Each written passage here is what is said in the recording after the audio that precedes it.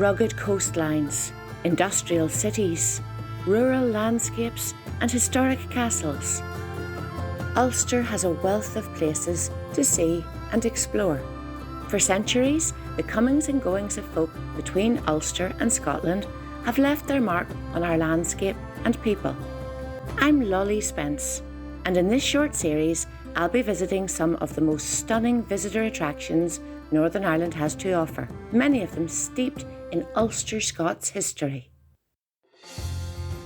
Today, I'm in the North Down and Ards Peninsula area of County Down, historically an Ulster-Scots heartland. This part of East Ulster has been steeped in Ulster-Scots history and tradition for centuries. Its townlands, buildings and heritage, even the people's surnames, connections with Scotland remain strong to the present day. I'm starting our journey in the town of Donaghadee. Welcome to Donaghadee, a beautiful little town on the very east coast of County Down. If you had been where I am here 400 years ago, things would have looked very, very different. Boatload upon boatload of Scottish settlers were making their way across the Irish Sea to land here.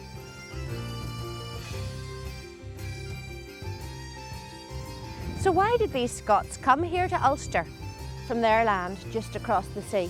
Well, they came as tenants of two Scottish lairds. Sir James Hamilton and Sir Hugh Montgomery had acquired large tracts of land here in East Ulster, and now they wanted to settle the lands with tenants.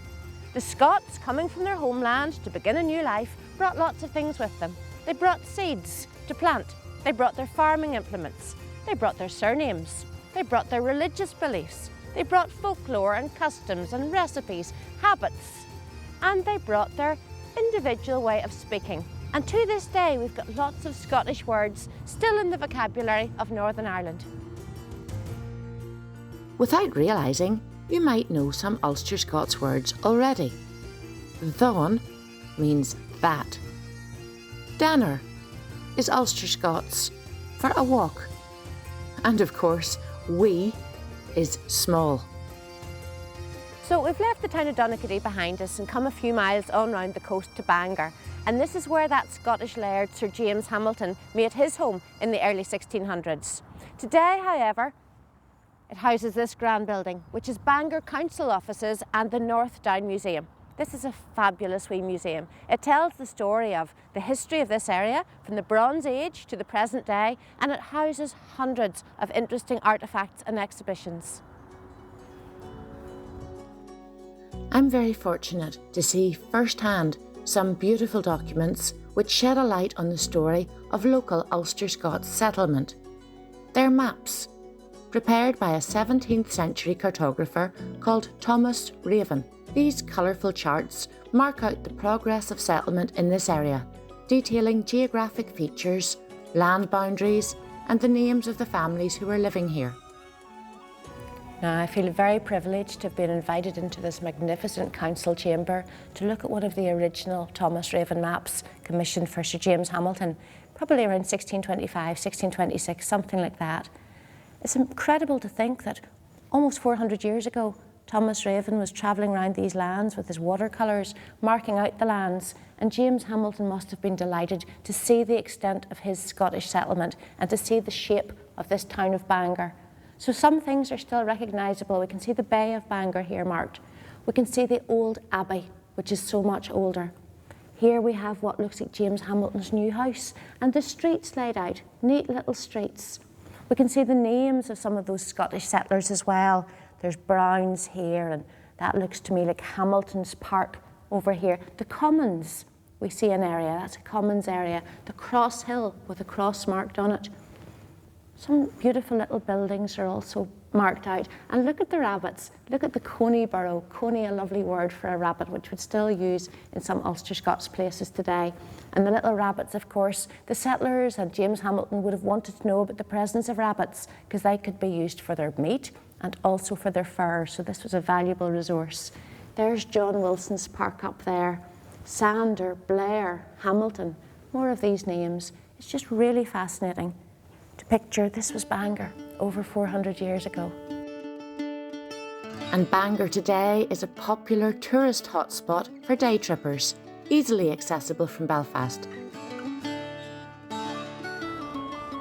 Before we leave Bangor, we've come down to the harbour to look at this building, which takes us right back to that Ulster-Scots settlement of the early 17th century. This building, this large stone building, was built in 1637 for Sir James Hamilton, and this is where his first Ulster-Scots settlers came to pay their taxes. It's a very Scottish building in terms of its architecture. This great stone fortified tower. Then up at the top, we have what are known as crow step battlements, little up, down steps along the top. And then there's this corbelled tower. It reminds me of an ice cream cone. These corbels supporting the upper projecting tower. It always strikes me as amazing that such an old building, a historic building, 400 years old, stands right in the heart of this busy road in a modern town.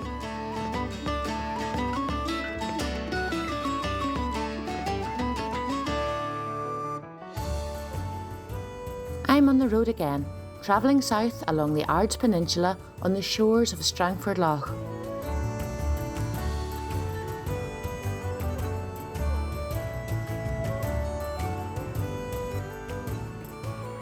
This beautiful building behind me is Mount Stuart House, one of our most loved visitor attractions.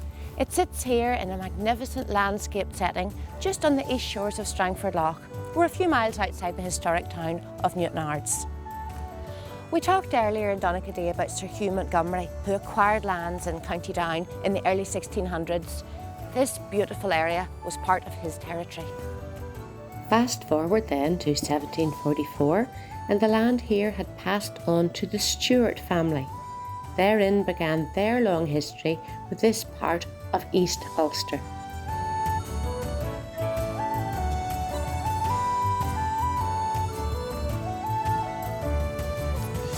The Stuart family first came to Ulster from Scotland with the plantation of Ulster in the early 1600s.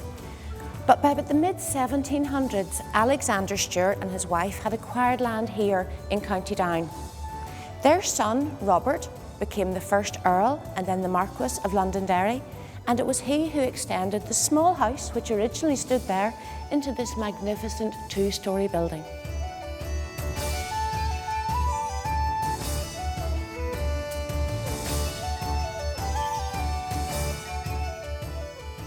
Mount Stuart passed down through generations of the family, and it was Lady Mary, daughter of the 7th Marquess, who presented the house and many of its contents to the National Trust in the mid-1970s, including some of this beautiful tableware and the incredible art. The National Trust undertook an extensive conservation and restoration project at Mount Stuart. Completed in 2015, this work safeguarded the building and preserved it for years to come.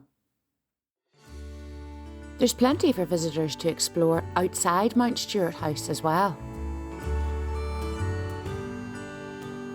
The beautiful gardens here at Mount Stuart are very much the vision and the legacy of Edith, Lady Londonderry, who lived here 100 years ago. These gardens are considered one of the top 10 in the world, and they contain all kinds of varieties of plants and trees and shrubs and flowers which flourish in this unusual microclimate on the Ards Peninsula.